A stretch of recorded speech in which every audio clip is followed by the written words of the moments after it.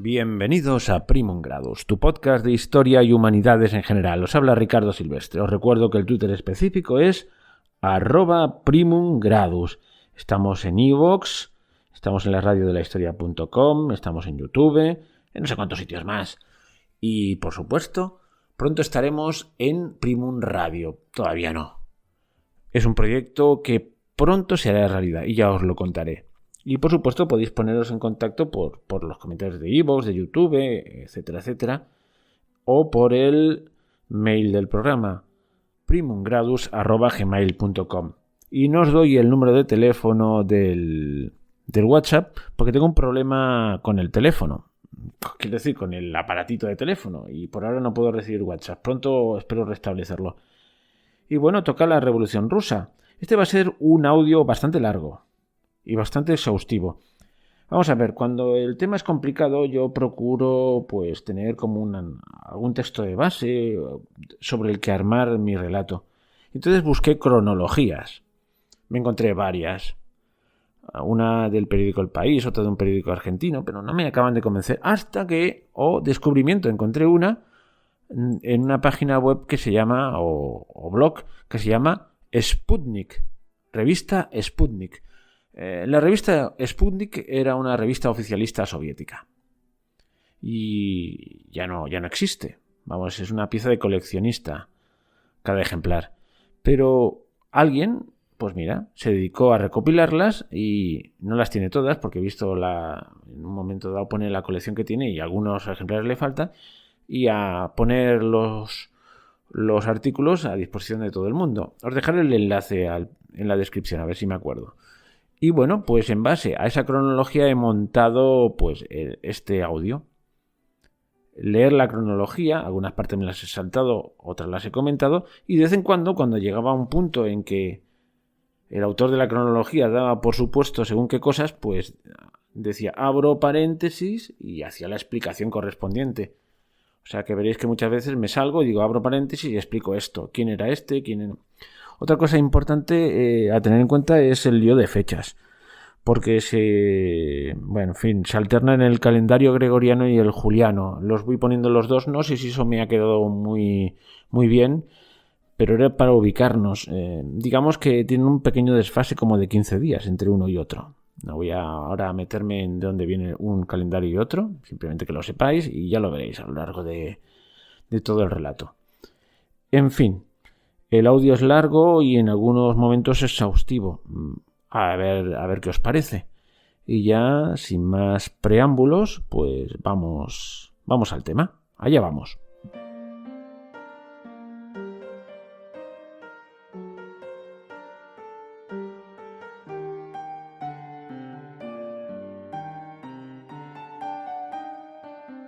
¿La Revolución Rusa es una o son dos? Pues son dos. Básicamente son dos. Una, la de febrero, y otra, la de octubre, que transcurrieron mayoritariamente en marzo y en noviembre, respectivamente. Dice, ¿por qué se le llama entonces de febrero y de octubre? Se llama así porque en aquel tiempo en Rusia regía el calendario juliano, que tiene unas 2 semanas de desfase con respecto al gregoriano, que es el que nosotros usamos. Digamos que el calendario del resto del mundo fue una de las reformas, consecuencias de la revolución que vino al año siguiente, en 1918. Por eso hay esa confusión. Ahora voy a relatar la cronología de los hechos y de vez en cuando pues diré la fecha en juliano, pero en principio voy a hablar siempre en el calendario nuestro. Hecha esta aclaración, vamos a ello. Y empezamos con el primer mes del año, el 1 de enero. El Comité Industrial Militar, conformado por empresarios de la burguesía y funcionarios militares del gobierno, aprueban un proyecto de resolución para discutir durante la apertura de la Cuarta Duma Estatal del Imperio Ruso, en el Palacio de Tauride. Y aquí hago un parón y vamos a explicar qué era la Cuarta Duma Estatal, qué es eso de la Duma.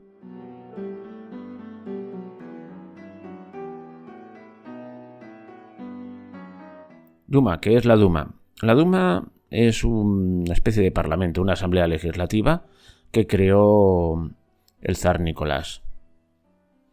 Y lo creó a raíz de la Revolución Rusa que hubo en 1905, sí, porque antes de la FETEN, de la de 1917, que tuvo 2 fases, la de febrero y la de octubre, pues hubo otra en 1905. Hablaremos a continuación. Y además también estaba como telón de fondo una derrota humillante frente al Japón, de la cual también hablaremos a continuación. Digamos que después de los sucesos revolucionarios de enero, de principios de año, el 6 de agosto, el zar Nicolás II publicó una convocatoria a lo que inicialmente se suponía que era un órgano consultivo. En dicha convocatoria, Nicolás II se comprometía a introducir libertades civiles y a brindar una mayor participación al pueblo en la Duma estatal. Se le dotaría a la Duma de poderes legislativos y de sobreseimiento, es decir, de la capacidad de suspender un proceso judicial por falta de pruebas u otro motivo. Parecía que, gracias a esa mini revolución, Rusia se encauzaba hacia un futuro constitucional y parlamentario. Bueno, lo de constitucional sí, porque el zar promulgó una constitución en 1906, en mayo, donde, bueno, pues contradecía un poquito el espíritu declarado de la Duma anterior. A ver, ¿en qué aspectos lo contradecía? Primero, los ministros del zar no podían ser designados por la Duma y no tenían que responder ante ella. Y 2, el zar tenía el poder de disolver la Duma de manera unilateral, convocando nuevas elecciones. Además, el Consejo de Estado del Imperio Ruso ejercía funciones similares a la Cámara Alta de un Parlamento. Bueno, que el poder seguía en manos de los de siempre y aquello era un cambio cosmético. La Duma Imperial se constituyó 4 veces. La primera Duma empezó en julio de 1906, la conformaron un grupo significativo de socialistas moderados y de los 2 partidos liberales que pedían reformas más amplias, pero solo duró 10 semanas y fue disuelta por el zar. La segunda Duma inició en febrero de 1907 y también fue muy breve. El primer ministro, Piotr Stolypin, usando poderes extraordinarios, cambió la ley electoral y dio un mayor valor a los votos de la nobleza y de los terratenientes. En consecuencia, la segunda Duma fue dominada por nobles, terratenientes y hombres de negocios. La tercera Duma existió entre 1907 y 1912. Estuvo dominada por políticos más conservadores y no revolucionarios, lógico después del cambio electoral, de la ley electoral, siendo capaz de concluir un periodo completo de 5 años. Pero perdió peso luego que el primer ministro Stolypin fuera asesinado y las políticas del zar se hicieran más represivas. Y estamos en la cuarta Duma, entre 1912 y 1917. Desempeñó un papel fundamental en los sucesos revolucionarios y fue disuelta en medio de la Revolución Rusa. Y ahora que ya sabemos lo que son las Dumas, vamos a hablar un poquito de estos incidentes que fueron los que provocaron su constitución. 9 de enero de 1905, el Domingo Sangriento que inició la revolución. El 9 de enero, 22 de enero según el calendario actual, de 1905, una manifestación fue reprimida por el zarismo. Fue el ensayo general de la Revolución Rusa de octubre de 1917. La manifestación de 140.000 mujeres, hombres y niños, en su mayoría campesinos, se dio en San Petersburgo, en el Imperio Ruso de los zares, encabezada por el cura Gapón y levantando iconos religiosos y retablos del zar. Llevaba una declaración a las puertas del Palacio de Invierno, donde se suplicaba al Padrecito Zar una serie de reclamos económicos y otros democráticos, dado que estaban atravesando una tremenda miseria y represión en el país. La represión a los manifestantes desarmados dejó un tendal de cientos de muertos y miles de heridos, pasando a la historia como el Domingo Sangriento. La marcha fue precedida por un movimiento de huelgas que, sobre todo desde 1903, venía desarrollándose en todo el país. Un movimiento obrero joven que provenía en su mayor parte del campo, pero que venía realizando una gimnasia huelguística enfrentando a los patrones explotadores y la represión policial. Mientras los burgueses e intelectuales llamaban a confiar en las negociaciones con el zarismo, que les prometía la formación de una Duma, una especie de parlamento, En febrero de 1904 Rusia invade Port Arthur, iniciando la guerra ruso-japonesa, que terminará con su derrota en marzo de 1905.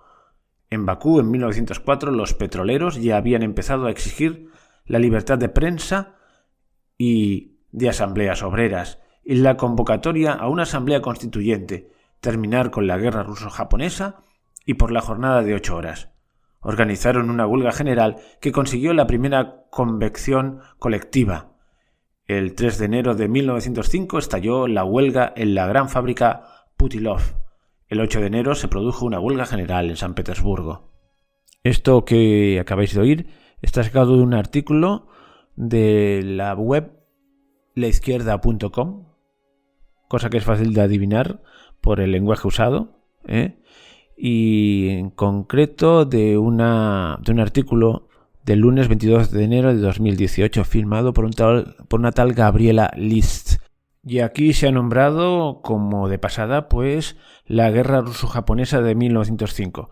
Os voy a dar 2 pinceladas y continuamos con la cronología. Vamos allá con la guerra ruso-japonesa.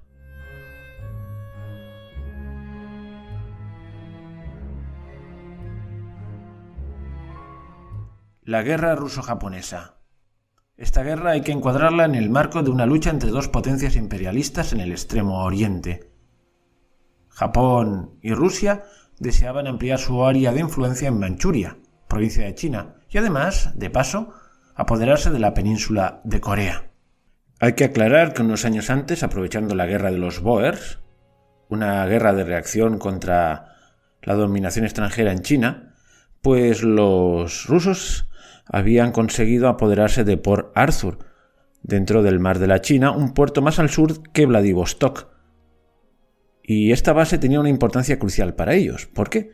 Porque era un puerto, vamos a ponerle todas las comillas que queráis, pero era un puerto cálido. Es decir, no se congelaba en invierno.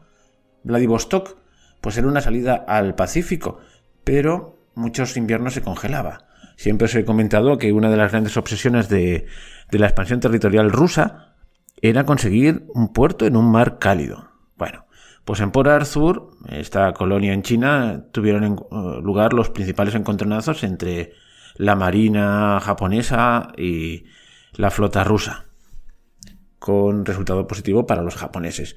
Aquella derrota fue humillante. Una potencia, digamos, asiática conseguía doblar la rodilla a uno de los grandes imperios europeos. Y el desprestigio militar se sumaba pues a esos incidentes, a esa serie de huelgas que se estaban dando en la metrópoli. Un fuerte movimiento social en demanda de reformas. Y atención, aquí aparecen por primera vez los soviets, que años más tarde cobrarían especial relieve en la revolución de 1917. Bueno, pues ahí está la base de la revolución de febrero de 1905, en parte, también por la derrota en esta guerra en el Pacífico. Y cabría hablar de los soviets, que aún no han hecho su aparición estelar, pero ya han hecho su primera aparición. ¿Qué eran los soviets? Eran agrupaciones o asambleas de obreros, soldados y campesinos que surgieron por primera vez precisamente durante esta revolución de 1905, para oponerse al zarismo. Y ya en 1917, y hablaremos de ello, constituirán la fuerza principal de los bolcheviques. Vemos pues como en este clima de 1905 se da una mini revolución antesala de la de 1917 y tiene muchos elementos en común. Pues malestar social, preponderancia de grupos socialistas, derrota militar en el exterior, bueno, los mismos ingredientes, pero a menor escala. Y ya vimos que la solución fue una solución pretendidamente progresista, pero que luego acabó no siéndola. Bueno, pasamos a la siguiente fecha de la cronología.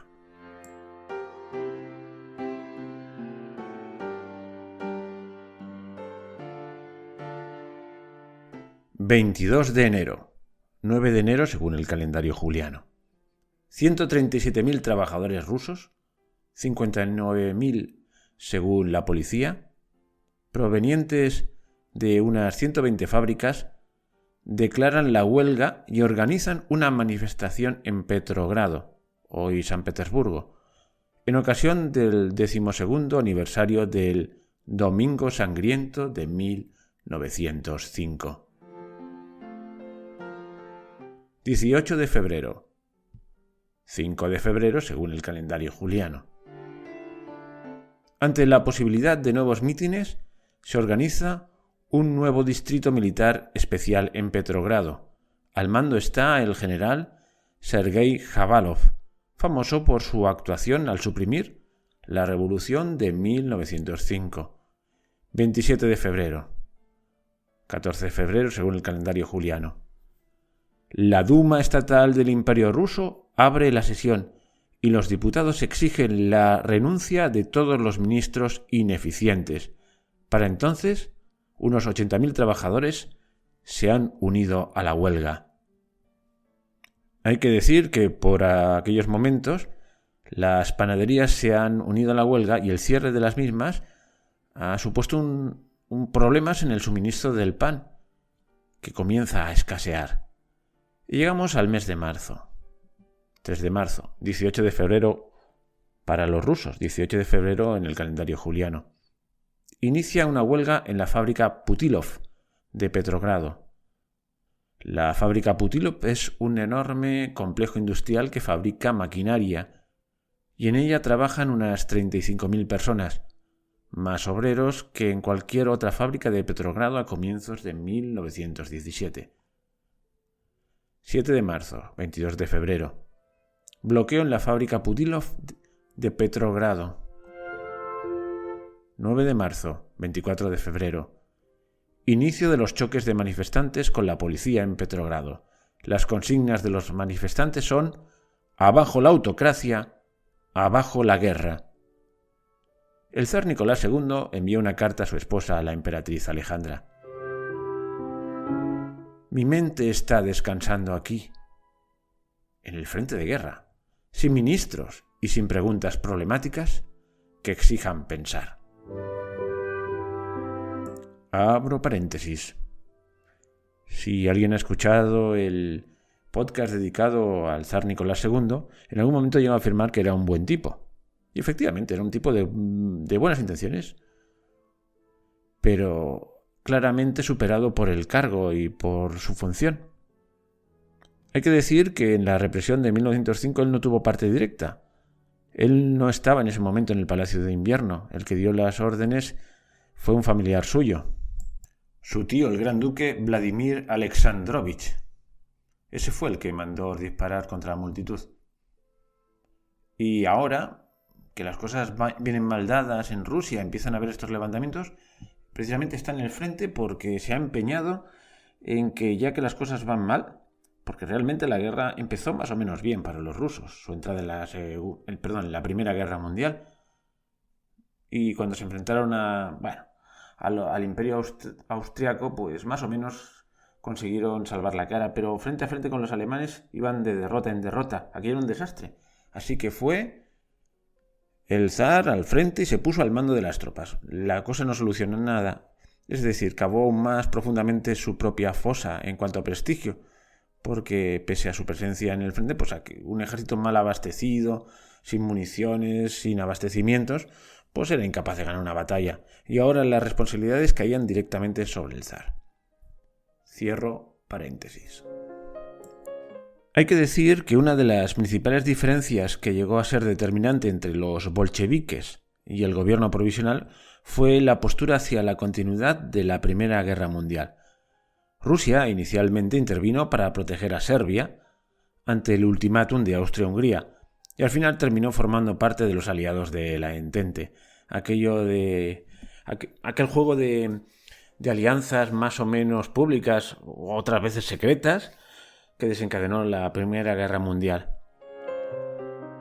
Pero entre los bolcheviques no eran tan unánimes, hay que decirlo. Hay bolcheviques como Kamenev, que veía en la guerra una oportunidad para defender la revolución. Para Lenin, Rusia participaba en una guerra imperialista, en la que los proletarios eran enviados a morir en un juego de supremacía entre distintas burguesías nacionales y socialchauvinistas. Socialchauvinistas es el nombre que empezó a dar Lenin a los socialdemócratas. Los socialdemócratas, pese a lo que ahora pensemos nosotros, no son unos renegados del marxismo, sino eran los marxistas posibilistas de la época, es decir, vamos a meternos en el juego parlamentario para hacer la revolución desde dentro. Bueno, pues digamos que Lenin veía aquello como una aventura sangrienta del capitalismo en su última fase, el imperialismo como la última fase del capitalismo. Sobre eso escribió Lenin, porque tenía mucho de guerra entre grandes imperios. Por eso fue una guerra mundial, porque también se desarrolló en África, en todos los sitios donde habían posesiones imperiales. Bueno, pues esta era la posición de Lenin y ya vemos que no todos los bolcheviques eran igual que él, pero era la posición mayoritaria y Lenin era el gran líder. En 1914, al inicio de la Primera Guerra Mundial, el pacifista francés Jean Jaurès había sido asesinado por defender ideas similares sobre la guerra. El pacifismo estaba bastante extendido en Europa.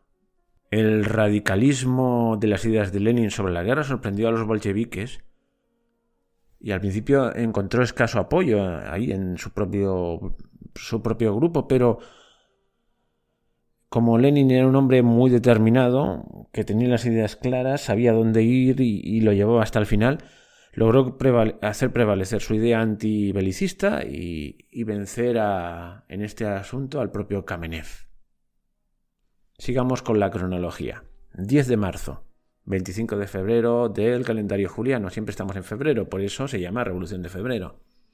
En Petrogrado, la huelga se hace general y los cosacos no se atreven a abrir fuego contra los manifestantes. Por la noche, Nicolás II envía un telegrama que dice lo siguiente: detener los disturbios en la capital antes de mañana. 11 de marzo, 26 de febrero, juliano. En Petrogrado, las tropas abren fuego contra los manifestantes, dejando un saldo de 150 muertos. Las reuniones de la Duma estatal del Imperio Ruso son aplazadas y Mikhail Rodzianko envía un telegrama a Nicolás II.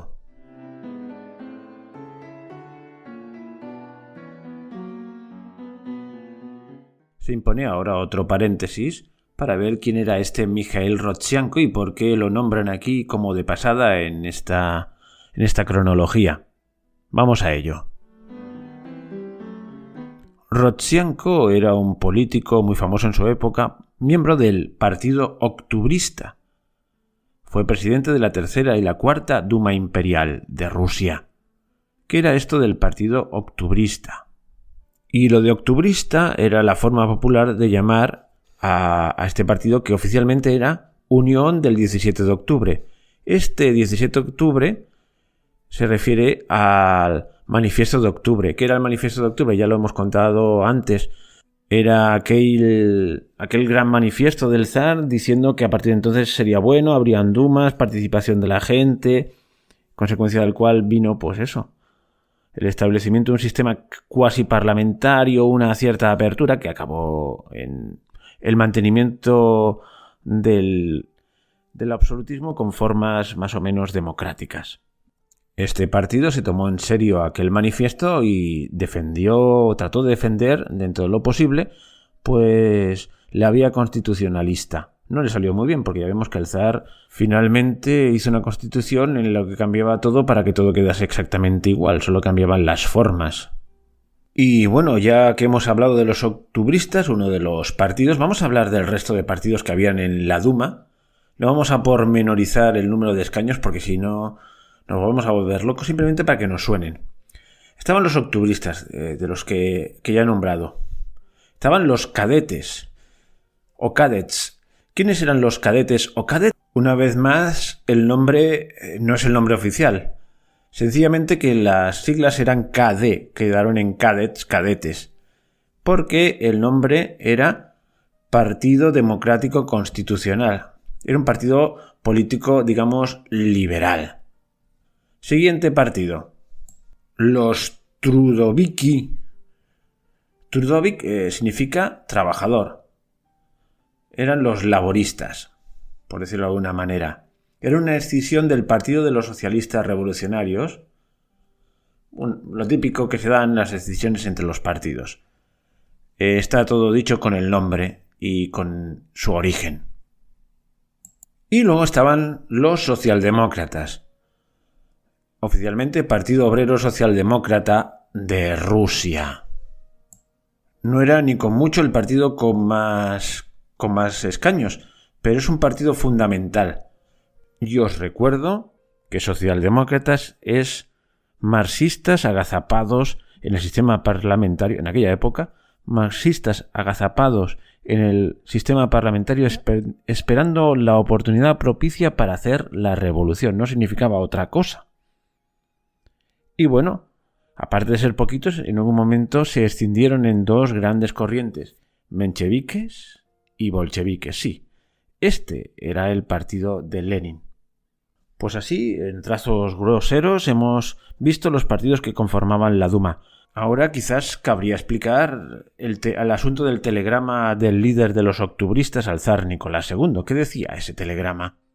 Pues sencillamente le proponía al zar el apoyo del Parlamento al gobierno para aplastar aquellas revueltas que él las veía muy peligrosas, a cambio, eso sí, de que el zar se aviniese a que el Parlamento fuese algo más que un órgano consultivo venido a menos y que se podía disolver con toda facilidad. Vamos, que quería dar poder al Parlamento a cambio de esta ayuda. Había que salvar la situación revolucionaria colaborando con el zar, pero el zar a su vez debía ceder poderes al Parlamento. Proponía una vía parlamentaria para salvar la corona y a la vez salvar de los peligros de la revolución.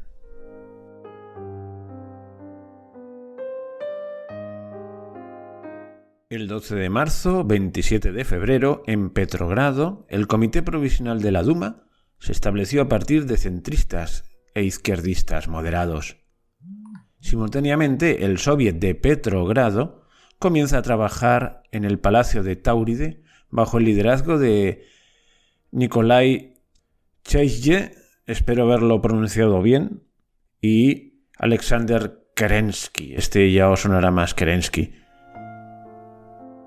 Por otro lado, el general Sergei Khavalov envía un telegrama al general Alexeyev.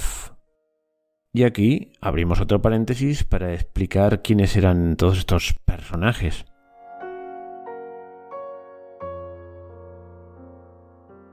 Nikolai Semyonov-Chaizye, era un político menchevique de origen georgiano. Ya os dije que los mencheviques fueron una de las dos facciones en las que se dividió el Partido Socialdemócrata. Y Kerensky, Alexander Fyodorovich Kerensky, era un miembro del Partido Social Revolucionario. Kerensky llegó a ser ministro del gobierno provisional y más tarde primer ministro, pero de esto ya hablaremos más adelante. Sencillamente lo presento. Vemos que era un hombre de la izquierda, más o menos radical, opuesta directamente al zar y a cualquier intento de moderación. Desde luego fue superado por la izquierda, por los bolcheviques.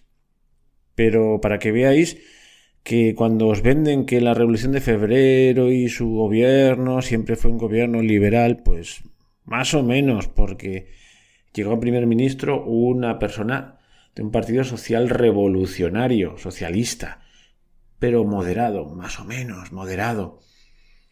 Kerensky era un masón notable. Y dices, caramba, ¿y aquí también está la masonería? Sí, claramente. Uno de los objetivos de la masonería siempre ha sido acabar con las monarquías tradicionales en la medida en que eran tradicionales. La de Inglaterra no, porque al fin y al cabo es su protectora. Pero todas las demás sí. Y claro, ¿y qué había de más rancio y más del antiguo régimen en Europa? Pues que el régimen zarista. Bueno, de paso también se cargaron la monarquía austrohúngara de Austria, a los Habsburgo, sus enemigos ancestrales, y de rebote también al Kaiser Guillermo. Dices, pero esta anotación vale la pena. Sí, vale la pena hacerla, sí, vale la pena, porque ahí estaban ellos. Y también en los grupos todavía más a la izquierda también estaban. Entre los bolcheviques, por ejemplo, Trotsky. Y dices, pero hombre, si el régimen soviético era incompatible con la masonería, efectivamente.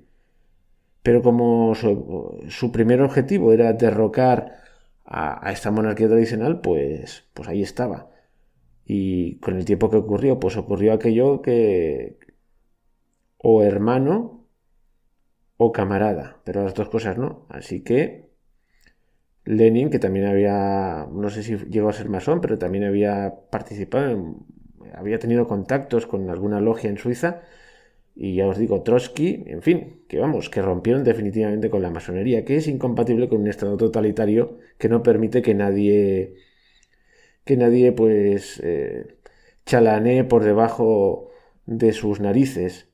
Al fin y al cabo, la Rusia soviética que se va a advenir, pues es un estado de partido único. Nadie más puede tener el pensamiento.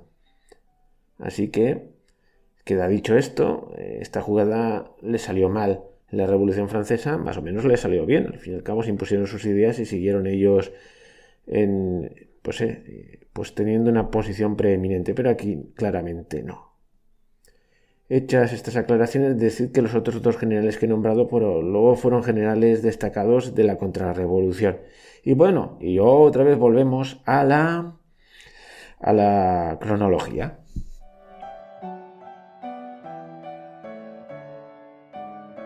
...13 de marzo, 28 de febrero, Juliano. Se publica el primer número de Izvestia, órgano informativo del Soviet de Petrogrado, acelerando la creación de consejos en muchas regiones del país. 14 de marzo, 1 de marzo, Juliano. En su orden número 1, el Soviet de Petrogrado pide a los soldados que elijan comités en sus unidades y pongan al ejército bajo su propio control. El comunicado presenta las condiciones para el gobierno de la Duma. 15 de marzo, 2 de marzo. Juliano. En lugar de un comité provisional de la Duma, se forma un gobierno provisional, encabezado por el príncipe Georgi Lvov, con Pavel Miliukov como ministro de Relaciones Exteriores, Alexander Gudkov como ministro de Defensa y, atención, Alexander Kerensky como ministro de Justicia. En este nuevo gobierno, Kerensky es el único miembro que no pertenece a la burguesía. Este mismo día, en Pskov, Nicolás II, zar de todas las Rusias, firma el manifiesto sobre la abdicación en su nombre y el de su hijo Alexei en favor de su hermano, el gran duque Miguel Romanov. Al día siguiente, el susodicho gran duque Miguel se niega a aceptar la corona al no haber garantía para la preservación de su vida. 17 de marzo. En Kiev se forma la Rada Central de Ucrania, bajo presidencia del historiador Mijailo Hrushevsky. Espero haberlo pronunciado bien, perdonadme. Bueno, ¿qué es esto de la Rada Central de Ucrania? Bueno, fue un gobierno autónomo, así tal cual, nombrado unilateralmente, y tuvo muchos vaivenes, se adhirió a todas las propuestas revolucionarias hasta que rompió con los bolcheviques porque no lo veían bien. Los bolcheviques no soportaban que nada se opusiese al poder central, pactaron con las potencias centrales para poder sobrevivir, tuvieron una deriva más independentista y bueno, acabó mal este gobierno y bueno, ya sabemos lo que pasó con Ucrania. Pues que quedó adherida a la Unión de Repúblicas Socialistas Soviéticas. Pero ya se ve que las fuerzas centrífugas aprovecharon la ocasión para intentar desligarse del antiguo imperio zarista. Y esto de Ucrania fue un primer intento. Luego hubieron más. 18 de marzo. 5 de marzo del calendario juliano. Se reanuda la distribución del periódico bolchevique Pravda. El 19 de marzo, el gobierno provisional promulgó en su programa una amnistía, la convocatoria de una asamblea constituyente y las garantías de las libertades políticas. El gobierno también anuncia que tiene intención de respetar los acuerdos contraídos con los aliados y continuar con la guerra hasta la victoria final. Y a todo esto me doy cuenta que no he dicho quién era... Bueno, no, en el paréntesis no he aprovechado para decir quién era el presidente de este gobierno provisional. Lo he nombrado sencillamente. Vamos a ver quién era este Georgi Lubov. Pues el príncipe Georgi Yevgenevich Lubov, bueno, ya con lo de príncipe ya lo habréis adivinado, forma parte de la alta nobleza, de una familia, de, vamos a decir, con el tópico de rancia abolengo, de la aristocracia. Y bueno, pues era una persona de ideas bastante progresistas y está involucrado desde joven en el movimiento de los zemstvos. Ya he hablado otra vez de lo que era un zemstvo en otros programas. Era una forma de gobierno local instituida durante las grandes reformas liberales del zar Alejandro II de Rusia. Bueno, en 1905 se afilió al Partido Constitucional Democrático, o sea, un cadete, un liberal. Bueno, pues este hombre duró poco en el gobierno, pero era bueno hacer, aunque solo sea una breve mención a su figura. Sigamos con la cronología. Y bueno, ya estamos en el 20 de marzo.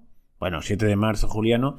A partir de ahora diré solamente las fechas del calendario gregoriano y de vez en cuando también diré, pero no siempre, las del calendario entonces vigente en Rusia.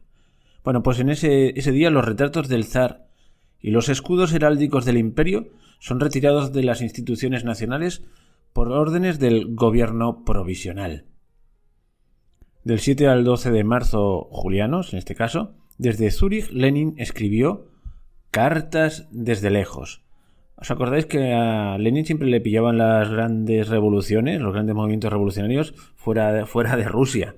Le pilló el de 1905 y ahora le estaba pillando este. Bueno, en esta carta desde lejos exigía una ruptura del Soviet de Petrogrado con el gobierno provisional. Así, el Soviet, como mecanismo para tomar el poder, saldrá de su sumisión ante los iniciadores del golpe de febrero. El Soviet empieza a distanciarse. Estos grupos, digamos, entre comillas, espontáneos, empiezan a ser usados políticamente por los más exaltados, por los bolcheviques. Ya lo traté en los capítulos dedicados a Lenin, pero recuerdo que el estallido de la guerra le sorprendió a Lenin en Galicia, con ATZ, en región al sur de lo que ahora es Polonia. Te digo para no confundirlo con Galicia, España. Tienen casi el mismo nombre. Entonces esto formaba parte del Imperio Austrohúngaro, así que fue detenido por ser ciudadano en un país enemigo, y después de haber comprobado que se trataba de un enemigo del gobierno de los zares, pues Lenin fue liberado y se instaló en Zúrich. Es por eso que el inicio de la Revolución de Febrero pues le pilló a él en Suiza. Lo que le pedía el cuerpo a Lenin es ir a Petrogrado, pero los gobiernos de Francia y Gran Bretaña eran conscientes de que Lenin intentaba que Rusia declarase la paz, así que nunca permitirían que el líder bolchevique llegue a Rusia, al menos no por los territorios y mares bajo control aliado. Y ya estamos en el día 21 de marzo, entonces el general Lav Kornilov arresta personalmente a la familia imperial rusa, a fin de evitar un posible linchamiento. Nicolás II es arrestado en Magilov.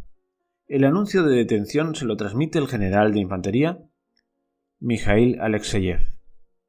Antes de irse, Nicolás II escribe una misiva de despedida a las tropas en la que aboga por luchar hasta la victoria y obedecer al gobierno provisional. El general Alexeyev transmitió la misiva a Petrogrado, pero el gobierno provisional, bajo presión del Soviet de Petrogrado, se negó a publicarla. 22 de marzo. Estados Unidos reconoce como legítimo al gobierno provisional con la esperanza de que Rusia continúe en la guerra. El Santo Sínodo de la Iglesia Ortodoxa Rusa emite un mensaje a todos los fieles hijos de la Iglesia Ortodoxa Rusa sobre la obediencia al gobierno provisional, la práctica litúrgica y el recuerdo del zar y la casa imperial desaparecida. 23 de marzo. Bajo la presión del Soviet de Petrogrado se introduce una jornada laboral de 8 horas. 24 de marzo. Francia, Gran Bretaña e Italia declaran su reconocimiento del gobierno provisional. 25 al 29 de marzo. La propiedad imperial pasa a la disposición del Estado. 25 de marzo. la pena de muerte queda abolida en Rusia. Joseph Stalin y Kamenev regresan a Petrogrado desde el exilio. El que no ha vuelto todavía es Lenin. 27 de marzo. El Soviet de Petrogrado hace un llamado a los pueblos del mundo para alcanzar la paz sin anexiones territoriales. El Soviet, ya veis, que lleva incluso una política exterior aparte del gobierno. La paz del mundo. Los obreros del mundo no pueden participar en esta guerra capitalista, burguesa. En el fondo es una guerra civil entre distintos bloques imperialistas, pero los obreros no tienen nada que pelear ahí. Pero ya veis que los socialdemócratas, que en teoría eran internacionalistas, pues acaban apoyando la guerra en sus respectivos países. Son los llamados socialchauvinistas por Lenin, que han traicionado, según él, a la revolución. Bueno, 28 de marzo, en Moscú y Petrogrado se crea la Oficina Central de Sindicatos. 29 de marzo, el gobierno provisional reconoce el derecho de Polonia a la independencia. Y ya saltamos al mes de abril. 2 de abril, que bueno, para los rusos sería 20 de marzo, abolición de todas las restricciones por motivos nacionales y religiosos. 5 de abril. Hay que decir que, como veis, estas reformas son, en muchos casos, unas reformas típicas de un gobierno de tipo liberal. Bueno, el 5 de abril, funeral solemne en Petrogrado en recuerdo de los mártires de la Revolución de Febrero. 7 de abril. Se introduce un monopolio estatal sobre el comercio de granos, el control de los precios, la introducción de tarjetas de cereales y se crean comités locales para el suministro de alimentos.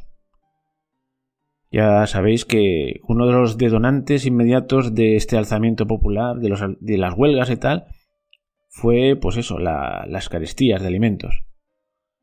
9 de abril, mediante un plan de Alexander Parbus, a su vez apoyado por el gobierno de Alemania, en guerra con el gobierno provisional, Lenin y 32 de sus seguidores son enviados en tren desde Zúrich hasta Singen, en la frontera germano-suiza.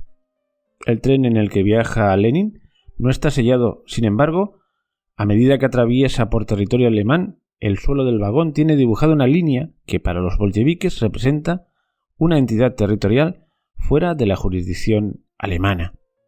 Es el famoso viaje por todo el interior de Alemania desde Suiza hasta el Báltico. Y del Báltico, pues este tren salta a Suecia y entra por Finlandia y ya llega el tren hasta Petrogrado. Este asunto ya lo traté en el podcast en uno de los podcasts dedicados a la vida de Lenin. No es cuestión de volver a narrar ahora ese periplo tan curioso, un revolucionario pues alentado a llegar a su patria a hacer la revolución por uno de los gobiernos más reaccionarios de Europa. Curioso, pero era un cálculo maquiavélico. Y en cuanto al tal Parbus, pues era un teórico marxista bielorruso que había en cierto modo exiliado en Alemania, que ahí había prosperado como intelectual de izquierdas, pero domesticado, y que fue el que promovió todo este asunto, hizo intermediario con el gobierno alemán, pues para que accediesen, porque evidentemente hubo reticencias por parte de los militares prusianos a que ese revolucionario atravesase Alemania y prestarle apoyo. Bueno, pues este fue un poquito el que, queriendo significarse y apoyar en algo en la revolución, fue el que medió para que le pusiesen el famoso tren a Lenin. Toda una conspiración curiosísima que tuvo éxito, al menos para los revolucionarios, porque Lenin se acabó presentando en la estación de Finlandia de Petrogrado. Y hay que decir que no defraudó las expectativas de los alemanes, porque efectivamente, en cuanto tuvo ocasión, Lenin firmó la paz a prisa y corriendo con Alemania. Pero bueno, eso vendrá más adelante.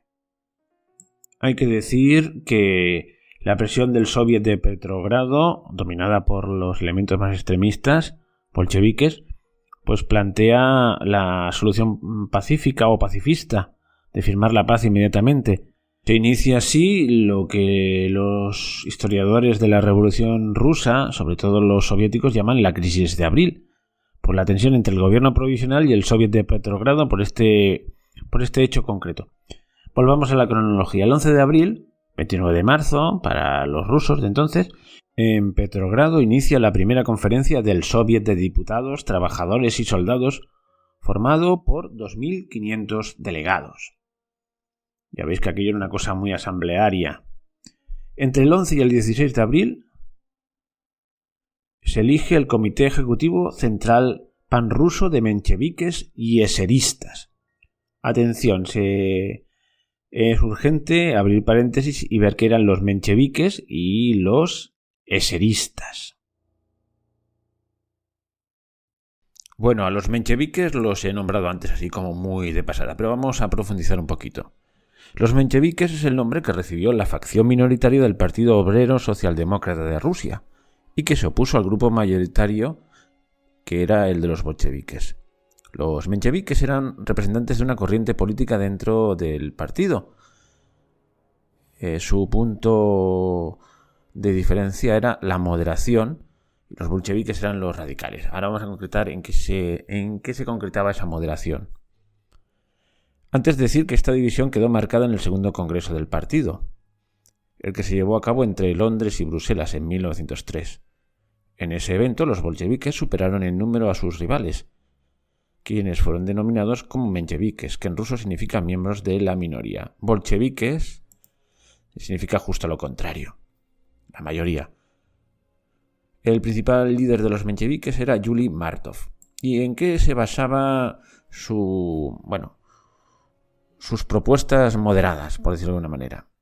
Pues para empezar, no buscaban implantar la dictadura del proletariado como hacían los bolcheviques. En cambio, creían que el régimen de los zares debía ser reemplazado por una democracia burguesa. Y eso como paso previo al socialismo. Eran marxistas, pero no de estricta observancia, como veis. En segundo lugar, buscaban que el Partido Obrero Ruso fuera amplio e incluyente, cosa que no compartía con los bolcheviques, que apostaban por una organización más cerrada y de pensamiento único. Os remito a los audios que dediqué a Lenin. Él tenía la idea clara que la revolución la llevarían gente muy concienciada, cuadros especializados, o sea, profesionales de la revolución. Desconfiaba de las masas, Lenin. Bueno, sigamos. Los mencheviques eran lo contrario, eran inclusivos. Y por último, había que decir que antes de instaurar el socialismo, los mencheviques pensaban que el país debía alcanzar un cierto nivel de industrialización. En esto eran más consecuentemente marxistas, porque Marx siempre pensó que el paso previo para instaurar el comunismo era la expansión del capitalismo. Eran pasos contados, no se podía dar uno sin el otro. Ya veremos que Lenin teoriza y le da la vuelta a las teorías para llevarse para arrimar el ascua a su sardina. Y ya eso se concretaba pues en el apoyo al gobierno provisional que acabará dirigiendo Alexander Kerensky más adelante.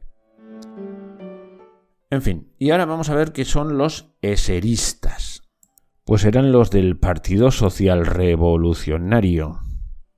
Con ese nombre parecen muy extremistas, pero era bastante menos extremista que los bolcheviques. El nombre les venía de las siglas en ruso, SRS, eseres o eseristas. Un partido siempre bajo el control de los intelectuales y un partido con un gran apoyo. Fue el principal rival del partido bolchevique. Y su líder fue Alexander Kerensky, que era otro socialista posibilista. Bueno, aclarado esto, vamos a continuar con la cronología. 16 de abril, 3 de abril para los rusos de la época. Lenin llega en tren a Petrogrado y sube a un vehículo blindado en la estación de Finlandia para dirigirse a la multitud que lo espera. Uno de los momentos más recordados de la Revolución rusa y probablemente el momento más importante en la carrera de Lenin, después del cual tomó en sus propias manos la dirección de la revolución. Los saludo sin saber todavía si han creído en todas las promesas del gobierno provisional. Pero estoy convencido de que cuando les hablan con dulzura, cuando les prometen mucho, los están engañando a ustedes y a todo el pueblo ruso. La gente necesita pan, La gente necesita paz, la gente necesita tierra, y les dan guerra, hambre, no pan, dejan a los terratenientes aún con las tierras. Debemos luchar por la revolución social, luchar hasta el final, hasta la victoria completa del proletariado. Larga vida a la revolución socialista mundial. Esto es un extracto de algunas palabras de ese discurso que se ha hecho famosísimo, antológico, vamos. Las palabras justas en el momento justo. El evento también aparece reflejado en el diario Pravda. En la calle, de pie sobre un carro blindado, el camarada Lenin saludó al proletariado ruso revolucionario y al ejército ruso revolucionario, que no solo quiere liberar a Rusia de la autocracia zarista, sino desea iniciar una revolución social a escala internacional, y agregó que el proletariado de todo el mundo mira con esperanzas sobre los audaces pasos del proletariado ruso. La multitud luego caminó detrás del carro hasta la mansión Cheshinskaya, donde continuó la reunión. Pravda, número 24, 5 de abril de 1917. 17 de abril. Lenin habla ante los bolcheviques sobre las célebres tesis de abril. En ellas trata varios temas claves, tales como la situación del proletariado afectado por las consecuencias de la guerra. También denuncia al gobierno provisional, insta a no apoyarlo más y hace un llamado firme: todo el poder a los soviets. 20 de abril. Las tesis de abril son publicadas en el Pravda. Bueno, paréntesis, cómo no. Las tesis de abril. ¿Qué son las famosas tesis de abril?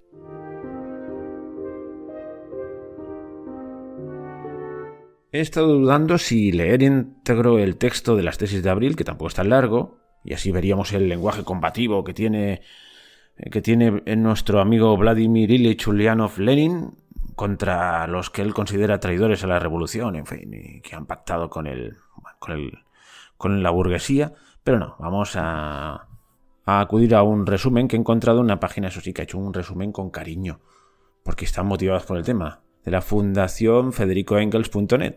Ya os podéis imaginar que estaban bastante a favor. Dice: las tesis de Lenin se pueden resumir en los siguientes puntos. 1. La guerra imperialista es de rapiña. Es imposible acabar con ella, con una paz democrática, sin derrocar al capital. Siguiente punto. La tarea de la revolución ahora es poner el poder en manos del proletariado y los campesinos pobres. Ningún apoyo al gobierno burgués, no a la república parlamentaria. Volver a ella desde los soviets es un paso atrás. Siguiente punto. Los bolcheviques están en minoría. Deben, por tanto, desarrollar una paciente labor de esclarecimiento y propaganda. Punto siguiente. Nacionalización de todas las tierras del país y su puesta en manos de los soviets locales de braceros y campesinos. Nacionalización de la banca bajo control obrero. Y último punto. Celebrar inmediatamente un congreso del partido. Construir una internacional revolucionaria rompiendo con la Segunda Internacional. Lenin, sigue este resumen, hace una aclaración. Lenin luchó firmemente contra la teoría de las dos etapas defendida por los mencheviques, y cuya esencia era, primero, realizar la revolución burguesa, en la cual el proletariado debe apoyar a la llamada burguesía progresista, y posteriormente, en un futuro indeterminado, preparar la lucha por el socialismo. Bueno, pues ya sabemos de qué van las famosas tesis de abril. Continuemos con la cronología.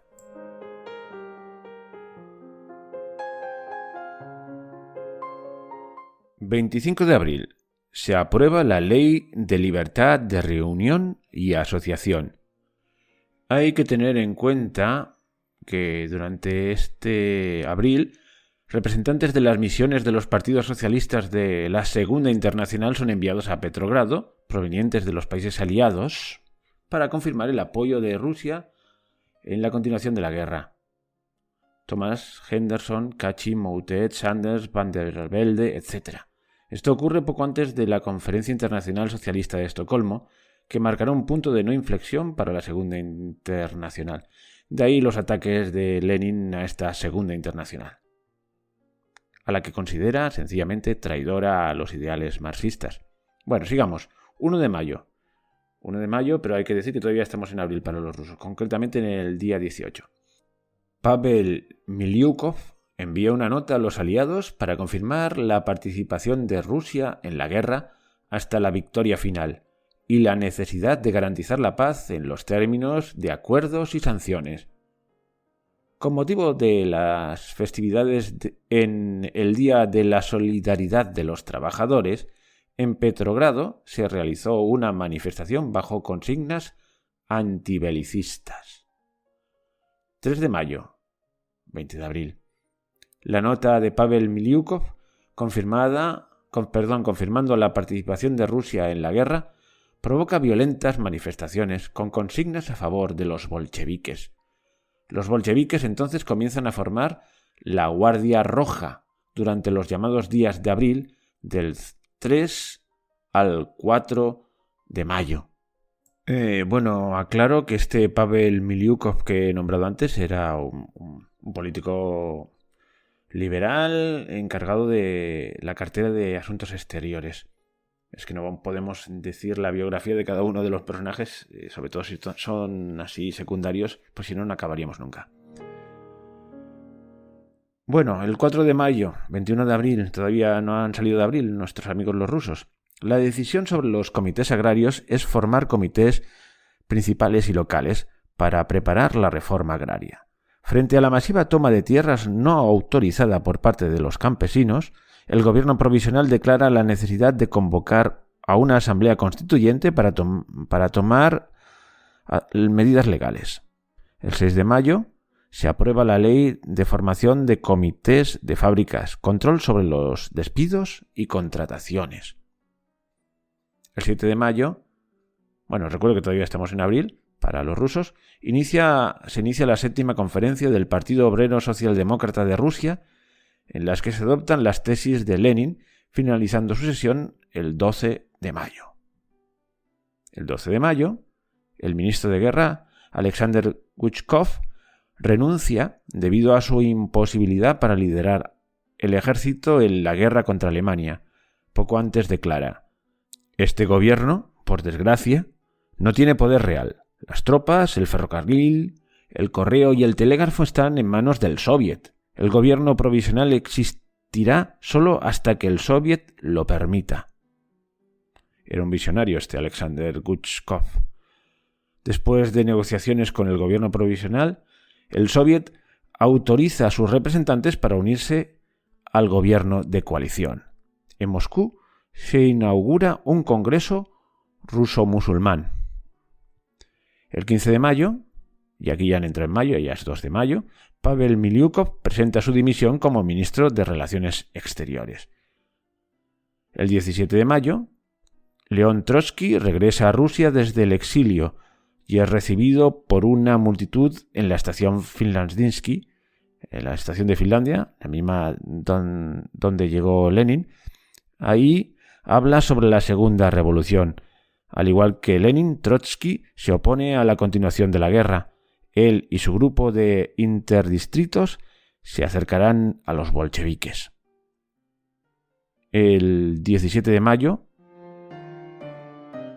y hasta el 10 de junio, en Petrogrado tiene lugar el primer Congreso ruso de los Soviets de Diputados Campesinos, en el que los socialrevolucionarios están al mando.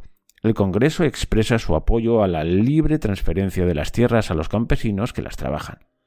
Mientras esto se va desarrollando, el 18 de mayo se forma un nuevo gobierno provisional que incluye representantes del Consejo, el primer gobierno de coalición, presidido por el príncipe Georgi Lvov, con Alexander Kerensky como ministro de Defensa en funciones, que era un socialrevolucionario, Víktor Chernov, ministro de Agricultura, otro socialrevolucionario, Irakli Sereteli, ministro de Correos y Telégrafos, un menchevique, y Matvei Skobelev, ministro de Trabajo, otro menchevique. El primer gobierno de coalición declara su deseo de paz sin anexiones ni reparaciones de daños, basados en el derecho a la libre determinación de los pueblos. Entre el 20 y el 25 de mayo, mientras tanto, hay una conferencia rusa de los mencheviques. Bueno, y entramos en junio para nosotros, pero ellos todavía están en mayo, ¿eh? El 1 de junio, para ellos el 19 de mayo, primera reunión del Comité Principal de Tierras, el tema agrario. El 4 de junio se dan sustituciones en el ejército. Alexei Brusilov sustituye a Mikhail Alexeyev como comandante supremo. No vamos a entrar a pormenorizar estos nombres porque si no, no acabaremos nunca. Tenemos que llegar a octubre y todavía andamos por junio o mayo.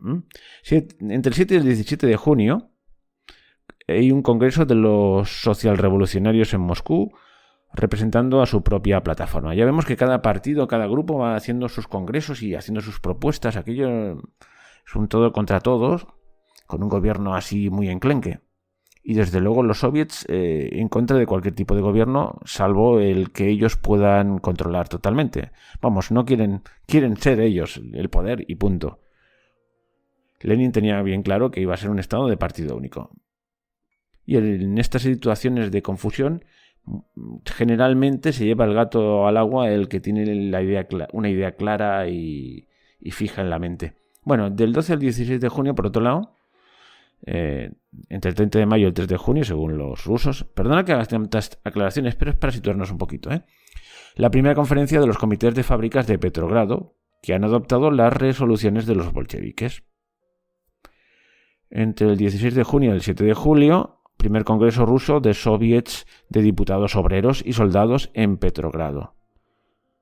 Ahí hay 285 socialrevolucionarios, 247 mencheviques y 105 bolcheviques, de un total de 822 delegados. O sea que no son mayoría en los soviets, los bolcheviques, pero sí que son los que los mueven más y mejor. La mayoría favorece la formación de un gobierno de coalición. Únicamente Lenin dice que los bolcheviques están dispuestos a tomar el poder inmediatamente. Bueno, muy bien, vosotros habéis votado esto, pero nosotros somos los que vamos a la revolución directamente. El 28 de junio, la Rada Ucraniana, ¿os acordáis? Aquel gobierno autónomo autoconstituido, aprueba la primera universal, es decir, la ley principal, una especie de constitución, que proclama la independencia de Ucrania. Ya se han pasado de rosca. El 25 de junio se establece un impuesto extraordinario sobre la renta. Y aquí hago un paréntesis. Entre los partidos socialdemócratas de la época, los posibilistas, en otro momento ya lo desarrollaré, los posibilistas que pretendían implantar el Estado comunista por medios, digamos, democráticos, infiltrándose, decía, no podemos conseguir la revolución de golpe, pero sí que hay que dar pasos. Y uno de los primeros pasos fueron la implementación del impuesto sobre la renta. Sí, tal cual, como lo oís. Esto del impuesto sobre la renta es uno de los primeros pasos para implantar la visión marxista del gobierno. Ahí lo dejo. Eso está escrito. Le dedicaré a otro programa. Bueno, sigamos. 30 de junio. Alexander Kolchak se reúne con el enviado estadounidense Elihu Roth y el almirante James Glennon, con quienes mantiene una reunión secreta, y poco después viajan a Nueva York. La misión fue enviada por el presidente de Estados Unidos, Woodrow Wilson, para recabar información sobre la situación del país y discutir su continuidad en la guerra contra Alemania. Bueno, esto daría para un capítulo aparte. Los americanos y su intervención o su observación de la Revolución Rusa. Y ya pasamos a julio. El 1 de julio, 18 de junio para los rusos, se lanza una ofensiva rusa en Galitzia, iniciada por órdenes de Alexander Kerensky desde el 29 de junio al 12 de julio, bajo el mando del general Alexei Brusilov. Comenzando con éxito, la ofensiva es detenida a mediados de julio. La contraofensiva de las tropas austroalemanas es lanzada el 24 de julio, logrando ocupar la ciudad de Ternópil. Unos 400.000 soldados rusos mueren y los casos de deserción dentro del ejército ruso son cada vez más frecuentes. En el día del comienzo de la ofensiva rusa en Galitzia, el Soviet de Petrogrado organiza una manifestación en la capital en apoyo al gobierno provisional. Sin embargo, al final, las consignas bolcheviques de abajo la guerra terminan dominando la demostración. Entre los soviets no eran mayoría los bolcheviques, pero eran los que mejor se movían y son capaces de darle la vuelta al acto. Se está confirmando la teoría de Lenin que una minoría concienciada y eficaz es más útil que las masas. Por cierto, ahora que hemos dicho de estos reveses en el frente, hay por ahí unas fotos en las que se ve a Kerensky arengando al ejército hacia la victoria. Es una situación muy chusca. Y la verdad, estaba cayendo en el mismo error que cayó el zar. En fin, es una cosa curiosa. Y Lenin, mientras tanto, pues esperando su momento agazapado. Bueno, 4 de julio. Se forma el Consejo Económico y del Comité Económico Principal, al que se asigna la tarea de coordinar la vida económica del país. 14-11 de julio. Conferencia de sindicatos de Rusia en Petrogrado. El 14 de julio, 1 de julio ya han entrado en julio los rusos, según su calendario juliano. Ya nos acercamos a octubre. Bueno, acuerdo de compromisos entre el gobierno provisional y la Rada de Ucrania, aquella que se ha declarado independiente así por by the face, porque yo lo valgo. Se abren Zemstovs. Los Zemstovs eran aquellos órganos de gobierno local autónomos en las regiones occidentales y meridionales de Rusia. Otra nueva crisis ministerial con la renuncia de los ministros cadetes, los liberales, quienes no están de acuerdo con la política del gobierno en relación a Ucrania. 15 de julio. León Trotsky se une a los bolcheviques. Bueno, Trotsky es todo un personaje al cual le dedicaré algún programa aparte. Pero es un intelectual muy... bueno, era de los que se salían, por decirlo de alguna manera. Pero cuando dedique un programa a Stalin, pues hablaré también de Trotsky como su principal opositor. Bueno, simplemente decir que ha pasado a la historia como San Trotsky, con el bueno, pero ya veremos que era un tipo tan malo o peor casi que Stalin, simplemente que era más civilino, era un tipo fino, era un intelectual.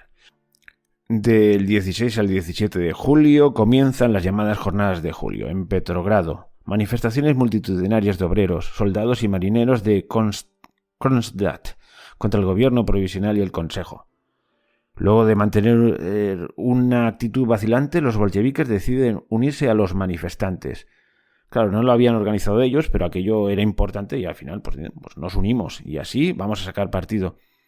A veces los líos son espontáneos, pero siempre hay alguien detrás tratando de sacar partido. Perdonad, alguna traslación. Movimiento 11M, movimiento lo que queráis. Muy bien, puede ser todo lo espontáneo que queráis. O no, no se sabe. Pero desde luego, aunque sea espontáneo, siempre habrá alguien concienciado que intentará adueñarse del evento, hacer lo suyo.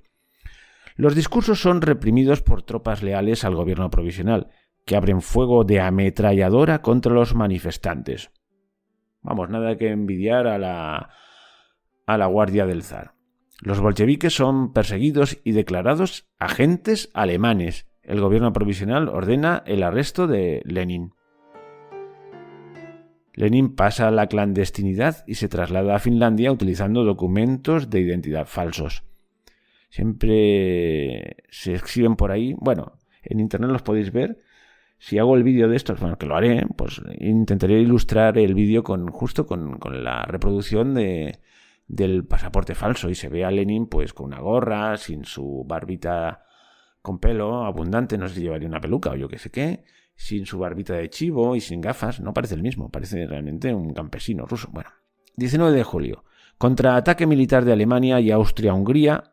El ejército imperial ruso. Bueno, aquí pone ejército imperial. Yo no creo que ya fuese ejército imperial, pero bueno. El ejército ruso huye y deja saqueada la ciudad de Ternópil. Se ordena el arresto de todos los líderes bolcheviques. Esto es punto y aparte, quiero decir. Son dos cosas que no van unidas una a otra, pero claramente van a por los bolcheviques. Son el objetivo a batir por el gobierno provisional.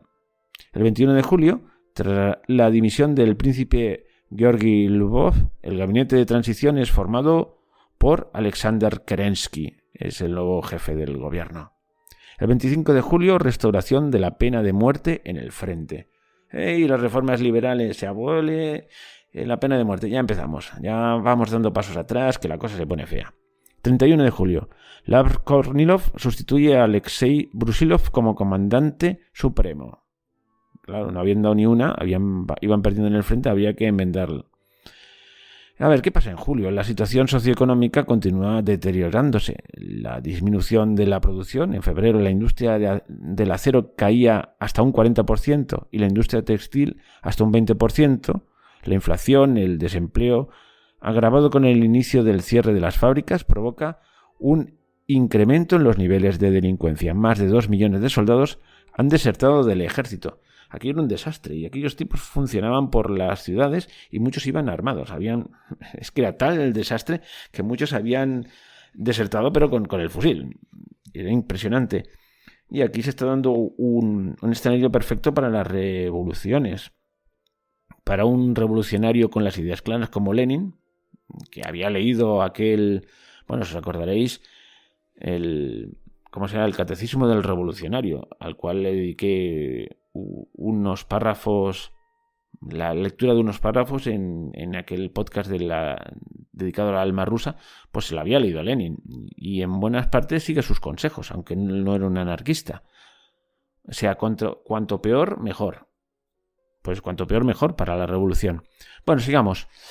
Llegamos a agosto, según nuestro calendario, 24 de julio, 6 de agosto, 24 de julio para los rusos.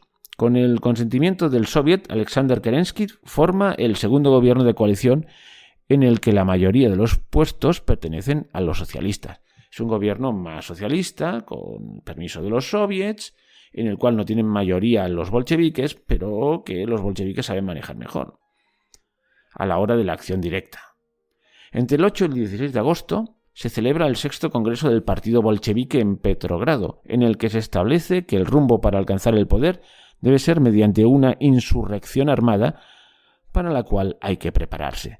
El Congreso aprueba la unión del partido de bolcheviques con el Comité Interdistrito de Trotsky y eligen al presidium del Comité Central, que en particular está conformado, aquí voy a decir los nombres, no voy a relatar su biografía, pero para que no suenen, Víctor Ilich Ulyanovich Lenin, Grigori Zinoviev, León Trotsky, Kamenev, Alexandra Kollontai, Anatoly Lunacharsky, Joseph Stalin y un tal Yakov Sverdlov, entre otros.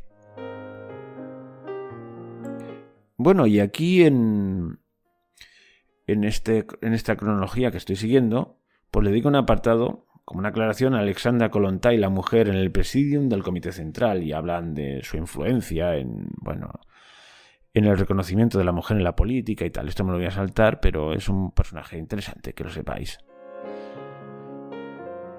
Y vamos allá. 25-28 de agosto. En Moscú tiene lugar una conferencia estatal a la que acuden unos 2.500 participantes, seleccionados por el gobierno provisional de todos los sectores de la sociedad.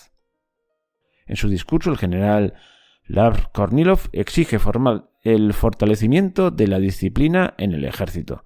No me extraña con tantos desertores, pero exigir el fortalecimiento de la disciplina, ya vimos que se había implementado otra vez la pena de muerte en el frente, pues no quiero ni pensar lo que significaría a efectos prácticos. 28 de agosto, en Moscú se abre la catedral de la Iglesia Ortodoxa rusa. El 1 de septiembre, pero todavía es 19 de agosto para los rusos, los líderes bolcheviques detenidos empiezan a ser liberados. Comienzo de la ofensiva alemana en el frente báltico. Los alemanes siguen avanzando. 3 de septiembre. Las tropas alemanas ocupan Riga y amenazan Petrogrado. Ya están muy cerca los alemanes. El 7 de septiembre inicia el motín Kornilov, un intento de golpe de Estado bajo el pretexto de impedir una posible intervención bolchevique. El general Laver Kornilov envía el tercer cuerpo de caballería del general Alexander Krimov y la famosa división salvaje de cosacos, reclamando a su vez la renuncia de los ministros. El 9 de septiembre, los ministros cadetes, o sea, los liberales, presentan su renuncia. Inicialmente, Alexander Kerensky toma una posición ambigua, pero luego decide eximir al general Laver Kornilov de sus obligaciones y aprovecha el apoyo de los consejos obreros, los trabajadores ferroviarios y marineros, quienes se levantan para defender la capital y detener los avances del general Alexander Krimov. Imaginaos el desastre. Los alemanes a las puertas de Petrogrado, de San Petersburgo, la capital, Y estos tíos peleándose unos con otros. Un intento de golpe de Estado, Kerensky navegando entre dos aguas. 12 de septiembre, 30 de agosto para los rusos. Luego de la destitución del general Lavrov Kornilov, Alexander Kerensky asume las funciones de comandante supremo en jefe. El intento del golpe de Estado militar ha fracasado. Y el 13 de septiembre, el general Alexander Krimov comete suicidio. Se quita la vida por la que le viene encima. 14 de septiembre, se reconoce oficialmente la destrucción de la monarquía y se proclama la república en Rusia. Ahora sí que tiene sentido aquello de que del ejército imperial ruso había caído. Fíjate, hasta estas alturas aún no habían proclamado la destrucción de la monarquía. Alexander Kerensky forma un directorio de 4 miembros que asumirán la administración del país antes de la creación de un nuevo gobierno. El general Lavrov Kornilov es arrestado. La revolución empieza a a devorar a sus hijos, es la frase hecha. 17 de septiembre, Trotsky es liberado bajo fianza. 19-28 de septiembre, reunido en Kiev, el Congreso de los Pueblos de Rusia requiere la creación de un Estado federal democrático. El 22 de septiembre, pero es 9 de septiembre para los rusos, los bolcheviques obtienen la mayoría de los votos, toman el control del 90% en la dirección del Soviet de Petrogrado, con León Trotsky como presidente electo de su comité ejecutivo. Van dando pasos. 26 de septiembre, en cartas históricas dirigidas al Comité Central de los bolcheviques, Lenin pide un levantamiento armado. El 27 de septiembre, hasta el 5 de octubre, en Petrogrado se realiza una reunión democrática, cuya tarea es desarrollar los principios del futuro gobierno antes de la convocatoria de la Asamblea Constituyente. El único resultado de la conferencia es la formación del preparlamento. 31 de septiembre, 18 de septiembre. Aún no llegamos a octubre, ya estamos a punto, pero aún no. 18 de septiembre para los rusos. El gobierno provisional anuncia la disolución del Saeima de Finlandia, el parlamento finlandés, que anteriormente había proclamado la independencia del país. Ya se ve que esto se está cayendo a pedazos, ¿eh? Los ucranianos lo intentan, los finlandeses también. Y entramos en el 8 de octubre para nosotros, pero ellos todavía están el 25 de septiembre. El 8 de octubre, Kerensky forma el tercer gobierno de coalición. 12 de octubre, en el periódico bolchevique Senda Obrera aparece el artículo de Lenin, La crisis ha madurado, y en su petición de un levantamiento armado. Este planteamiento encuentra una inmediata oposición de una parte significativa de los bolcheviques. Una crisis nacional ha madurado en el país, abarcando todas las esferas de las relaciones socioeconómicas y políticas. La política antipopular del gobierno provisional burgués ha llevado al país al borde de una catástrofe nacional. La devastación en la industria y el transporte aumentó, y las inseguridades alimentarias se han intensificado. La producción bruta disminuyó en 1917 en comparación con 1916 en un 36,4%. De marzo a octubre de 1917 el país se detuvo. La fundición, producción de hierro, acero, carbón y petróleo cayó bruscamente. En otoño, hasta el 50% de todas las empresas se cerraron en los Urales, en el Donbass y en otros centros industriales, iniciando un desempleo masivo, al mismo tiempo que un crecimiento en la carestía. Los salarios reales de los trabajadores han caído entre un 40 y un 50% en comparación con 1913. El gobierno recurrió a la emisión de papel moneda y nuevos préstamos. Si desde el comienzo de la guerra hasta febrero de 1917 se habían puesto en circulación más de 8.200 millones de rublos en papel moneda, en los próximos 8 meses se emitió la cantidad de 9.500 millones de rublos. En 1917 la emisión de papel moneda cubre el 65,5% de todos los gastos presupuestarios. La deuda pública de Rusia en octubre de 1917 aumentó a 50.000 millones de rublos. De estos, la deuda con el Consejo extranjero es de más de 11.200 millones de rublos. El país se enfrenta a la amenaza de una bancarrota financiera. Bueno, ya estamos en octubre, 20 de octubre según nuestro calendario, 7 de octubre según el calendario ruso. Ya empieza la movida de octubre. Al abrirse el preparlamento, los bolcheviques lo abandonan en la primera sesión. Lenin regresa en secreto a Petrogrado. 3 días más tarde, 10 de octubre, calendario juliano. Ahora ya que estamos en la Revolución de Octubre, solo voy a decir en las fechas del calendario juliano. En una situación de conspiración, se celebra una reunión del Comité Central del Partido Bolchevique. Vladimir Lenin busca la aprobación de la resolución sobre el levantamiento con 10 votos a favor y 2 en contra, los de Zinoviev y Kamenev, debido a un mensaje de Yakov Sverdlov sobre una conspiración militar inminente en Minsk. Se crea un buró político. Entre sus 7 miembros electos están Lenin, Zinoviev, Kamenev, Trotsky, Stalin, Sokolnikov y Bubnov. El 12 de octubre, el Soviet de Petrogrado crea el Comité Militar Revolucionario para organizar la defensa de la ciudad frente a los alemanes. Los bolcheviques, dirigidos por Trotsky, lo transforman en un cuartel general para la preparación de una insurrección armada. El Consejo se dirige a los soldados de la guarnición de Moscú, la Guardia Roja y los marineros de Kronstadt con un llamamiento para unirse a él. 29 de octubre, 16 de octubre, en una reunión ampliada del Comité Central del Partido Bolchevique, Lenin aprobó la resolución sobre el levantamiento, cuya preparación técnica se confía al Centro Militar Revolucionario, actuando en nombre del partido junto con el Comité Militar Revolucionario del Soviet de Petrogrado. Del 29 de octubre al 1 de noviembre, del 16 al 19 de octubre julianos, reunión de organizaciones proletarias de iluminación cultural en Petrogrado, bajo el liderazgo de Anatoly Lubnatsky. Desde noviembre tomará el nombre oficial de Proletkult, una neolengua.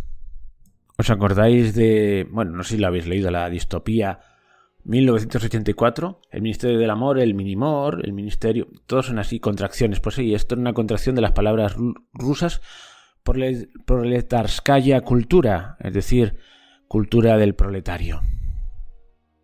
El 18 de octubre, el periódico de Gorky, New Life, publica un artículo de Kamenev en el que se opone firmemente al próximo levantamiento debido a que lo considera prematuro. Seguimos en el 22 de octubre, para nosotros sería ya inicios de noviembre. El Comité Militar Revolucionario del Soviet de Petrogrado anuncia que solo las órdenes aprobadas por este órgano son reconocidas como válidas. El 24 de octubre, 2 días después, ruptura abierta del Soviet con el gobierno provisional. Este último ordena cerrar la imprenta de 2 periódicos bolcheviques, Soldado y Senda Obrera, y llama refuerzos militares a Petrogrado. Los bolcheviques reabren las imprentas e impiden que las tropas leales al gobierno logren tomar el control de los puentes. Obreros y soldados inician un levantamiento liderados por Lenin desde su cuartel general en el Instituto Smolny. Lenin llega a Smolny, donde comienza el segundo Congreso ruso de soviets de diputados, obreros y soldados. Mientras tanto, los ministros del gobierno provisional se reúnen en el Palacio de Invierno. Kerensky se marcha de la capital en busca de refuerzos para hacer frente a los bolcheviques. En la madrugada del 6 al 7 de noviembre, 24-25 de octubre para ellos, la Guardia Roja, obreros, marineros y soldados del bando bolcheviques ocupan los puntos más importantes de la ciudad sin mucha dificultad. El 25 de octubre, proclamación de Lenin sobre la disolución del gobierno provisional. Del Comité Militar Revolucionario Militar del Soviet de Diputados, Obreros y Soldados de Petrogrado, para los ciudadanos de Rusia. El gobierno provisional ha sido depuesto. El poder del Estado se transfiere a manos del Comité Militar Revolucionario, un órgano soviet de diputados, obreros y soldados de Petrogrado que encabeza el proletariado y la guarnición de Petrogrado. La causa por la cual la gente ha estado luchando es el llamado inmediato a la paz democrática, la liquidación de la propiedad sobre la tierra por parte de los terratenientes de la nobleza, el control de los trabajadores sobre la industria. La creación del gobierno soviético está garantizada. ¡Viva la revolución de obreros, soldados y campesinos! Comité Militar Revolucionario del Soviet de Diputados, Obreros y Soldados de Petrogrado. 25 de octubre de 1917. 10 a.m. de la mañana. Los insurgentes toman posesión de casi toda la capital, excepto el Palacio de Invierno. La tripulación del crucero Aurora se subleva, desobedece la orden del gobierno provisional de regresar al mar y se une al levantamiento de los bolcheviques. El gobierno provisional se niega a entregar el poder y a las 9:45, postmeridian, el Aurora dispara una salva desde su cañón de proa de 6 pulgadas. 3 grupos de marineros descienden para garantizar el orden en la ciudad y al poco tiempo inicia un asalto bien coordinado al Palacio de Invierno. El Aurora transmite por radio, para los ciudadanos de Rusia, la proclamación escrita por Lenin. Y aquí empieza la mítica revolucionaria, el crucero Aurora. El crucero Aurora, según algunos, la cuna de la Revolución de Octubre, será retratado por el gran director de cine soviético Sergei Eisenstein en la película Octubre. Según la gran enciclopedia soviética, el disparo de salva realizado por el Aurora es la señal para iniciar el asalto al Palacio de Invierno, porque el gobierno provisional se negaba a entregarse. Tengamos en cuenta que tanto la película como el relato oficial se han mitificado, pero ahora no es el lugar para pormenorizar estos detalles. Os lo digo porque en la película de Eisenstein hay mucha propaganda. Y bueno, prosigamos con el relato. A las 2 de la madrugada, amparados por la oscuridad, grupos de soldados y trabajadores bien organizados toman el Palacio de Invierno de Petrogrado, siguiendo un plan estratégico dirigido por el mismo León Trotsky. Y muy pronto, el decreto de paz, que contiene una propuesta a todos los beligerantes en la guerra para que inicien inmediatamente negociaciones sobre la firma de una paz justa y democrática, sin anexiones e indemnizaciones. Decreto sobre la tierra. La propiedad de los terratenientes sobre la tierra es abolida, sin ninguna compensación. Todas las tierras son transferidas y quedan a disposición de los comités de tierra, Volost se llaman, y los consejos de distrito de diputados campesinos. En muchos casos el decreto se ciña a la realidad y a cada familia campesina se le asigna una parcela adicional de tierra. Estamos a los inicios, pero ya veis que empiezan fuerte.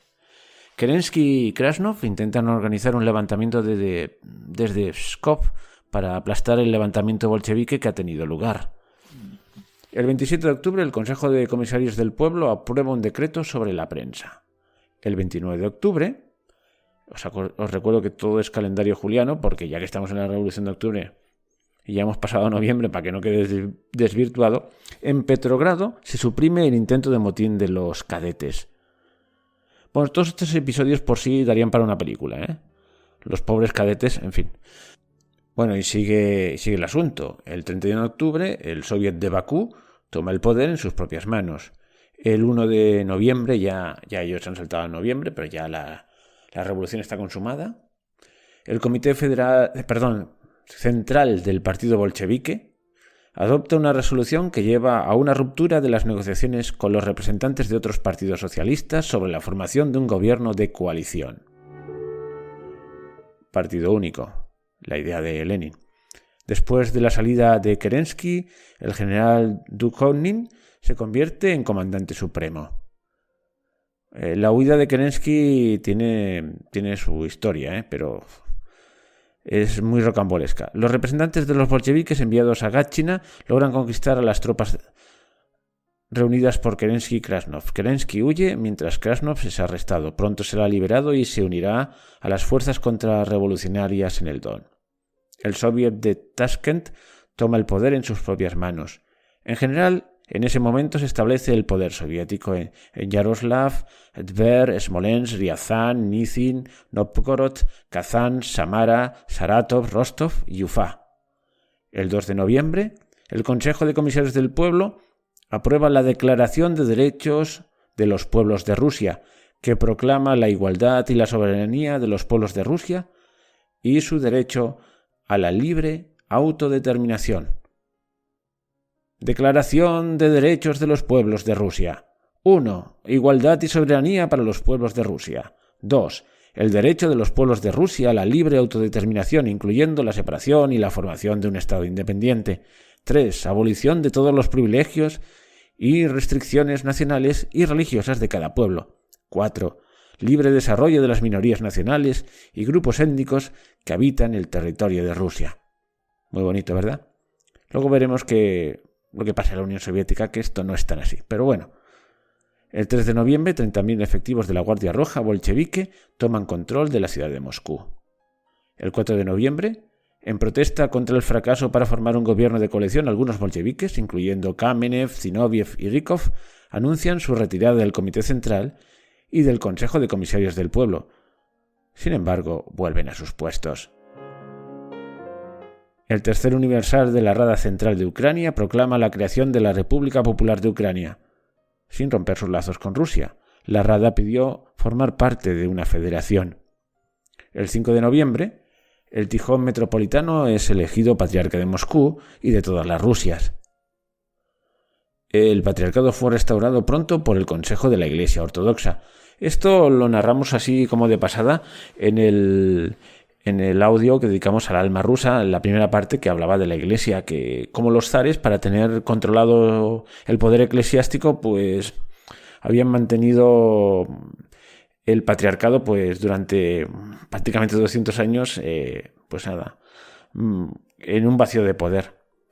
Bueno, y cuando por fin se deciden a restaurarlo, pues les pilla la revolución. Bueno, pues estamos al 7 de noviembre. En Kiev, la Rada Central de Ucrania se declara órgano supremo de la República Popular de Ucrania, como parte de Rusia. Posteriormente sería reemplazado por el hermanato de Pablo Skoropadsky. Las raciones de pan en Petrogrado caen a 150 gramos por persona. El 8 de noviembre, la nota del comisario del pueblo para Asuntos Exteriores, León Trotsky, en la que se invita a todas las partes beligerantes a iniciar negociaciones de paz. Yakov Sverdlov fue elegido presidente del Comité Ejecutivo Central de toda Rusia. 9 de noviembre.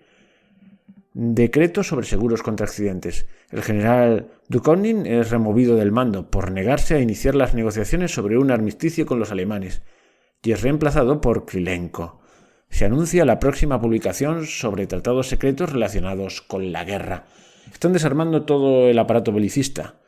Lenin quiere la paz a toda prisa.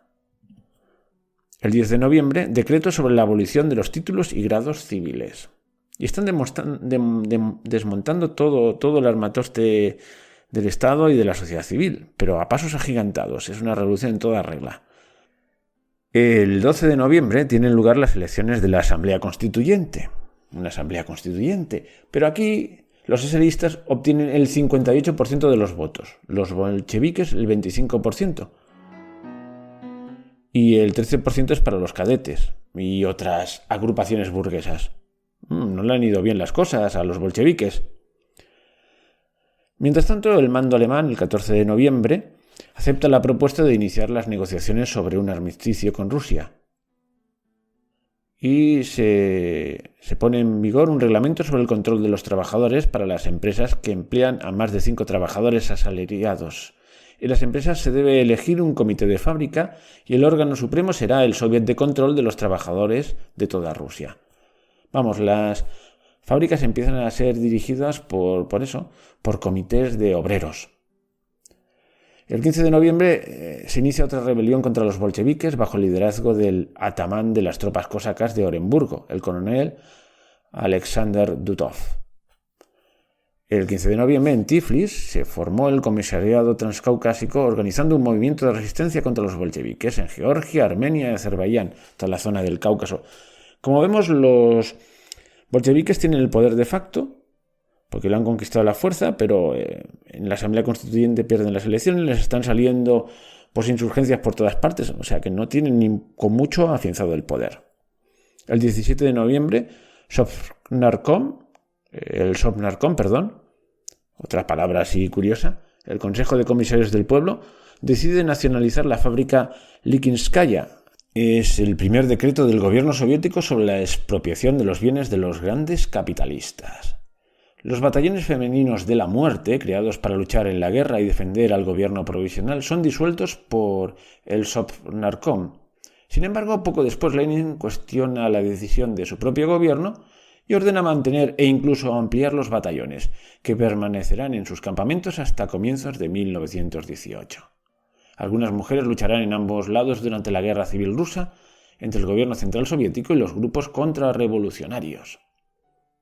Bueno, en noviembre se organizan las primeras unidades militares contrarrevolucionarias. En Novcheskassk, los generales Mikhail Alexeyev, ya viejo conocido, Lev Kornilov, otro viejo conocido, crean el ejército de voluntarios y para diciembre de 1917 formarán el triunvirato con el atamán de los cosacos del Don, Alexei Kaledin. La guerra civil está servida.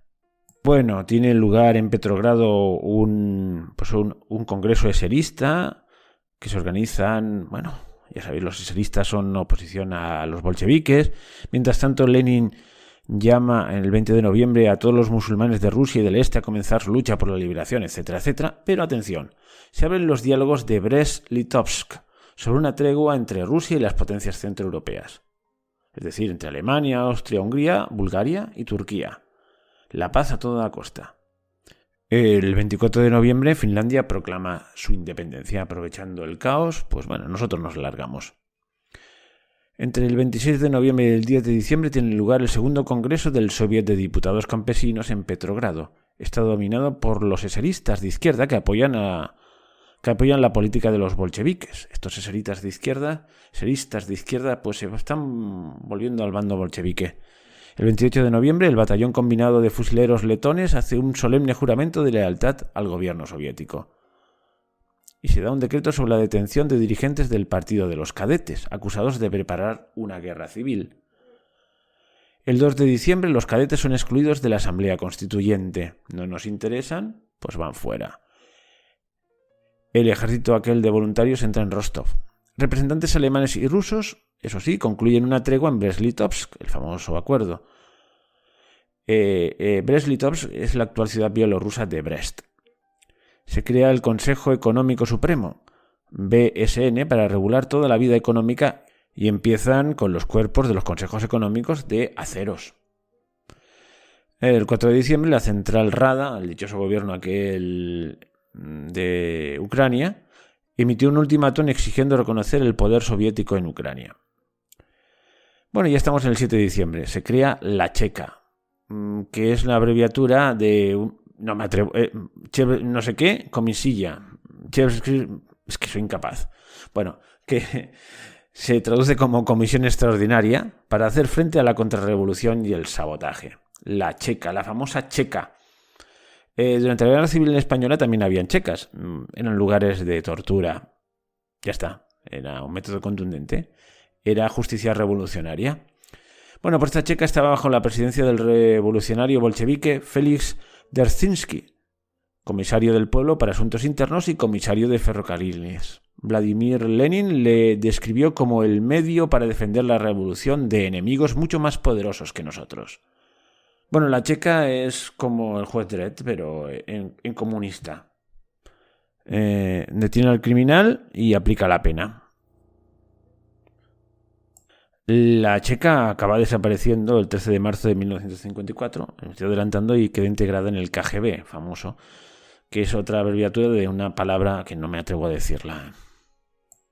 Digamos que estos revolucionarios bolcheviques ya tienen su propio órgano encargado de impartir el terror. Y bueno, el 9 de diciembre los bolcheviques se ponen de acuerdo con los eseristas de la izquierda. Los eseristas, por definición, iban en contra de los bolcheviques, pero hay una sección de la izquierda que ya se une a ellos, y a estos eseristas más extremistas pues se le asignan puestos en las comisarías de Agricultura, Justicia, Servicios Postales y Telégrafos. Y bueno, mientras tanto va adelante lo de la paz con Alemania, la conferencia de paz en Brest-Litovsk. Alemania aparece por ahí representada por el secretario de Estado, es decir, el ministro de Relaciones Exteriores, Richard von Kuhlmann, y por el general Max Hoffmann. Austria-Hungría por el ministro de Relaciones Exteriores, Ottokar von Czernin. La delegación soviética está encabezada por Adolf Abramovich Joffe. Exige un acuerdo de paz sin anexiones y reparaciones, respetando el derecho a la autodeterminación de los pueblos. Y el 11 de diciembre, en Kharkov, se inauguró el primer Congreso de los Soviets, en el cual predominan los bolcheviques. Luego viene la nacionalización de los bancos, la nacionalización de la sociedad metalúrgica ruso-belga, así uno detrás de otro. Y el 18 de diciembre, bajo el liderazgo de Lenin, el Consejo de Comisarios del Pueblo declara el reconocimiento de la independencia de Finlandia. Rusia será el primer país del mundo en reconocer a Finlandia como un Estado independiente y soberano. Con el reconocimiento de Rusia le seguirán en forma consecutiva Francia, Suecia y Alemania, entre otros. Desde este momento, Lenin será considerado como un héroe en Finlandia y el padre de la independencia del nuevo Estado. Bueno, más decretos sobre el matrimonio civil, los niños, la gestión de libros, de actas del Estado y sobre la anulación del matrimonio. No vamos a entrar en esto, pero es muy interesante la legislación revolucionaria. Seguimos, ahora ya 22 de diciembre, aunque si somos occidentales ya hubiésemos entrado en enero, ya estaríamos en 4 de enero. Decreto sobre el seguro contra la enfermedad. Será el inicio de un sistema público de asistencia sanitaria universal y gratuita. Luego nacionalización de fábricas. Bueno, todo esto sigue y... Mirad, para acabar ya el lío, os digo que el 7 de enero, 24 de enero, para nosotros, el Consejo de Comisarios del Pueblo decreta que el próximo miércoles 31 de enero de 1918 será seguido por el jueves 14 de febrero, finalizando así el uso del calendario juliano y adoptando el calendario gregoriano que se utiliza actualmente. Y ya está resuelto el tema que nos ha vuelto locos aquí durante toda esta narración. ¿Os acordáis que la Revolución Francesa cambia el calendario por uno inventado por ellos? Estos son más modestos en sus pretensiones, lo ponen de acuerdo con el resto del mundo. Ya hemos visto cómo los bolcheviques en la Asamblea Constituyente son minoría, pero pasan de ella y actúan a su aire. El 8 de enero se da el 8 de enero con el calendario antiguo, se da, porque aún no hemos llegado a la fecha del cambio, se da el tercer congreso de los soviets de todas las Rusias. Se declara la República Socialista Federativa Soviética Rusa, un nuevo estado surgido a partir de la Revolución de Octubre. Y bueno, decir que el 3 de marzo, ya con el calendario nuestro, ya el mismo para los rusos, pues este proceso de Lenin se culmina con la firma de un tratado importante. Los representantes del Imperio Alemán, Bulgaria, el Imperio Austrohúngaro, el Imperio Otomano y la Rusia soviética firman el Tratado de Brest-Litovsk, que cedía muchos de los territorios del antiguo Imperio ruso a Alemania, a cambio de la paz en la Primera Guerra Mundial. El tratado quedará anulado por la derrota de Alemania y la firma del Tratado de Versalles de 1919. Hubo muchas críticas a Lenin por este tratado, porque efectivamente cedió a los alemanes montones de territorio. Antes, sin ningún problema, había admitido, ya hemos visto, la independencia de Finlandia, que formaba parte del antiguo imperio ruso. Pero vamos, algunos pensaban, es un vendepatrias, pero es que Lenin tenía otra cosa en la cabeza. Primero afianzar la revolución y luego ya lo que viniese. De hecho, Stalin se caracterizó por ir a por Finlandia en vísperas de la Segunda Guerra Mundial y le salió el tiro por la culata, pero eso es una historia, es otra historia. Y acabamos ya este relato en el 12 de marzo. El Consejo de Comisarios del Pueblo traslada a la capital de la República Socialista Federativa Soviética de Rusia, de Petrogrado, capital rusa desde 1712, a Moscú. 5 años después, todas las repúblicas soviéticas de Rusia, Transcaucasia, Ucrania y Bielorrusia consolidan el Tratado de 1922. Moscú pasará a ser la capital de la Unión de Repúblicas Socialistas Soviéticas. Bueno, ha sido un relato muy acelerado del proceso revolucionario. Hemos dejado por ahí pues algunos detallitos y sobre todo la guerra civil, pero esto para otro programa. Yo creo que por hoy ya hemos tenido bastante. Sencillamente que quedemos con un balance de la situación para simplificar las cosas. Básicamente se da una situación revolucionaria, con un gobierno provisional débil y otro gobierno en la sombra que es el de los soviets, en que los bolcheviques no tienen mayoría, pero son la minoría organizada. Y este país con un doble poder, el oficial y el de los soviets, pues a medida de que el poder oficial, el del gobierno provisional, se va debilitando, va tomando preponderancia el de los soviets. Y ahí está agazapado Lenin con su estructurada revolución. tomar el poder directamente y actuar sin concesiones a nadie, sin ceder terreno. Esta es la diferencia de actuar con una agenda clara y determinada o ir dando tumbos. Y bueno, ya os digo, no hemos agotado el tema de la Revolución Rusa todavía. Habría que hablar sobre la guerra civil, pero en otro programa. Y si os ha gustado, pues poned un me gusta. Y os espero en el próximo programa de Primum Gradus. Hasta pronto.